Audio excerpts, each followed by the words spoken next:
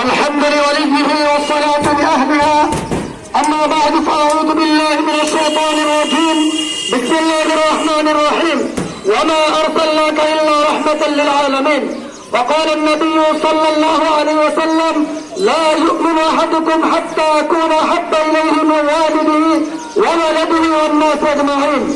নবী প্রেমিক সংগ্রামী সাথী ও বন্ধুগণ, বাংলার মুসলমান বারবার প্রমাণ করে দিয়েছে নবীর ইজ্জতের উপরে যখনই কেউ আঘাত হানার চেষ্টা করেছে তখনই বাংলার মুসলমান নিজের জীবনের শেষ রক্তবিন্দুটুকু বিলিয়ে দিয়ে নবীর ইজ্জতের হেফাজতের জন্য চেষ্টা করেছে। সংগ্রামী সাথী ও বন্ধুগণ, 2013 সালে যখন আল্লাহ তার রাসূলকে নিয়ে কটূক্তি করে শাহবাগীরা উজ্জীবিত হয়েছিল, তখন বাংলার লাখোটি মুসলমান ওলামা একরাম তাওহীদি জনতা স্বপ্ন চত্বরে গিয়ে নিজের জীবনকে বিলিয়ে দিয়ে নবীর ইজ্জত হেফাজত করেছে। আমরা ভারত সরকারকে বলতে চাই, ও ভারত সরকার, তোমার যে মন্ত্রী এমপিরা, তোমার যে পুরোহিতরা নবী আলাইহিস সালামের ইজ্জত নিয়ে টানাটানি করছে, বাংলার মুসলমান নয় সারা বিশ্বের মুসলমান আজ জেগে উঠেছে।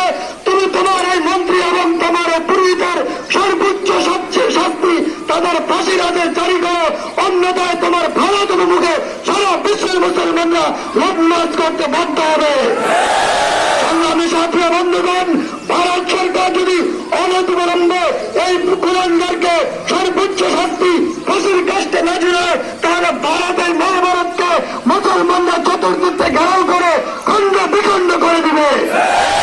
সরকারকে আমরা শেষ জানাতে চাই, এই ভারত তোমার নয়, এই ভারত মুসলমানদের।